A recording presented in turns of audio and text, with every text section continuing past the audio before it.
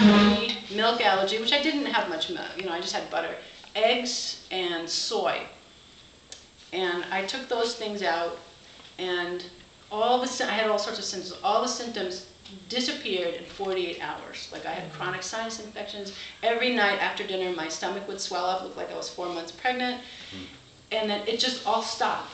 It all stopped. So when I think about this 18-year struggle with my health, you know, in my 30s and my early 40s, you know, it's like the prime of your life, you know, I was like on the couch all the time. At this point, I feel very sure that the celiac was underneath it. My daughter has it, it's, you know, it's genetic.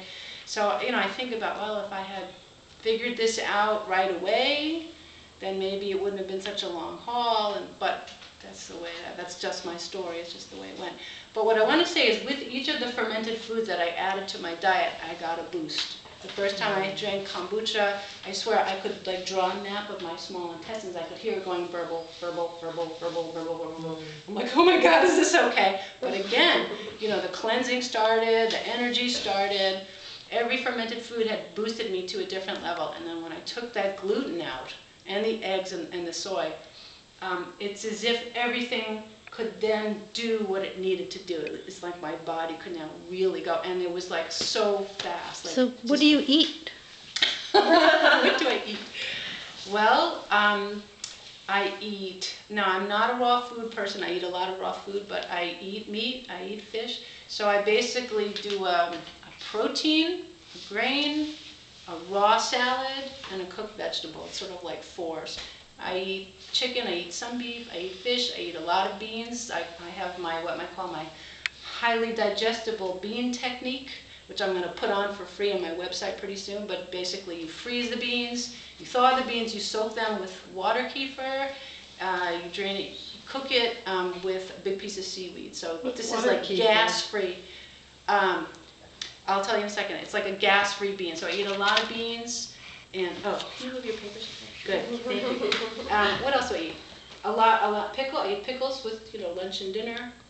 Is that, and now I make my own gluten-free sourdough bread. And then I decided, which is, yeah, it is. and I teach people how to make it. It's wonderful. It's highly digestible because it's fermented. Basically, it's not, you know, people are making fantastic breads, but they're quick breads. They have baking powders and xanthan gum. I just want to eat food. I don't want to eat anything that was grown in a lab. I just want food. And okay, so yes. Does anybody have experience in getting kids to eat fermented food? You know, this stuff, like 9-year-old, 8, 10-year-old?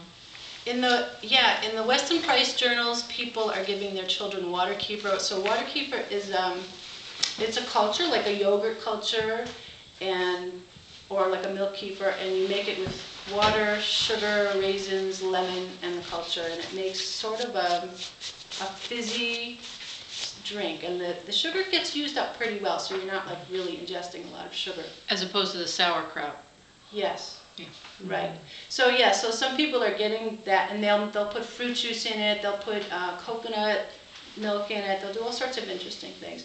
And I think that some kids kind of get into the pickles. The pickles, yeah, right? they do. Pickles the would pickles be and the the way.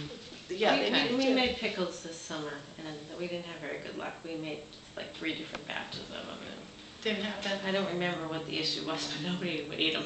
So, but it wasn't my project. I was kind of noticing. So Yes, go ahead. Is there any advantage to a sauerkraut crock? Those very expensive crocks? I had a mold problem with it, which I was very upset about because they're $150. Right. It has stones. You know how I'm using my rocks? It has 2 fabricated stones that are porous. That, you know, they work really well. And I washed it, and then I dried it, and I put it in a plastic bag to store until, like in March, I was all done, so then I was going to store it. And then when I took it out, there was mold all over it. So I washed it, I boiled it, I put it in the sun, I did all this stuff.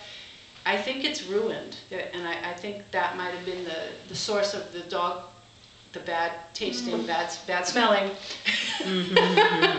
So I think there's some problems, and it's heavy. It's Yeah. really heavy. Like I can't really comfortably lift it.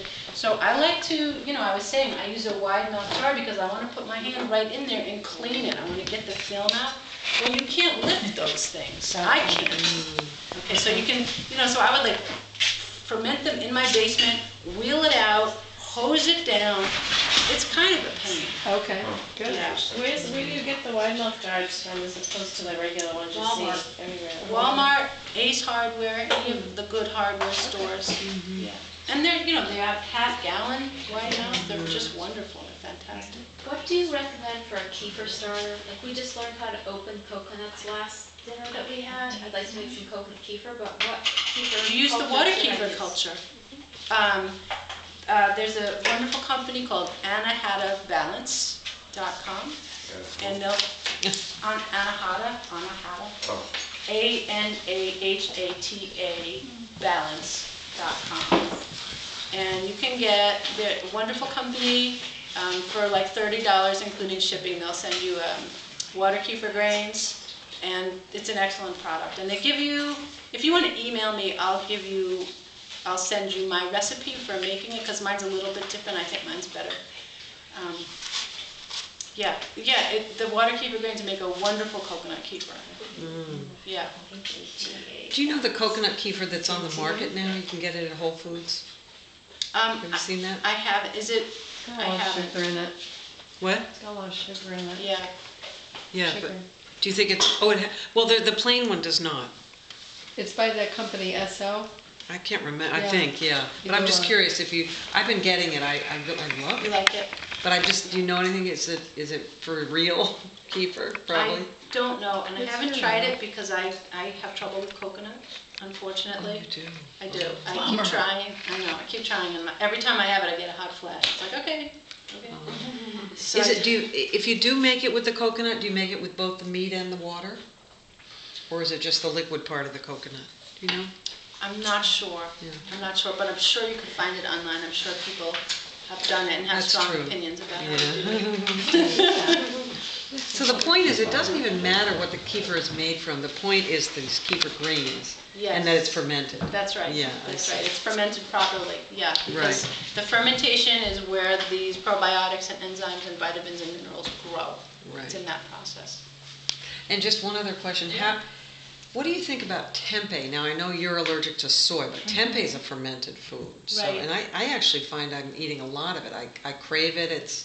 I digest it well because I have digestion issues. Yes. And I put it raw in my salads. Uh-huh.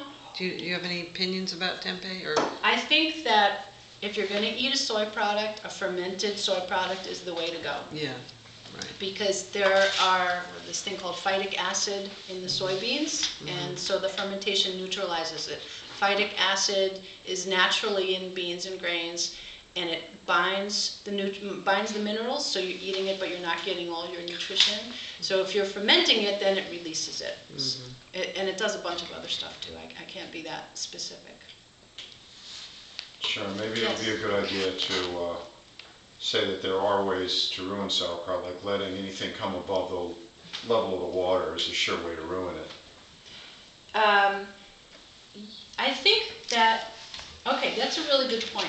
So when I read about the crock with the wood, with the cloth and the weight, what I read was like once a week, like grandma would take it apart, she'd take the cloth out, it would be full of yeast and almost mold. She'd get another cloth and she'd wash it out. So sometimes mold or yeast will happen, but it doesn't necessarily ruin the batch. Okay, so it might be, and it even says, when you make it in the crock, take out, I couldn't believe it, take out the top 2 inches of vegetables and discard it. I'm like, oh, I'm going to throw away my beautiful stuff. But that, if there's any stuff, that's where it is, and underneath will be just fine. But still, it's sort of close. It's like, how close to those top 2 inches do I want to eat? Because if you have digestive issues, you don't want to be eating mold. You don't want to go there, you know. Yeah, but that's a good point. That's a good point. Yeah, because when the stuff floats up, then it's exposed to the air. I want to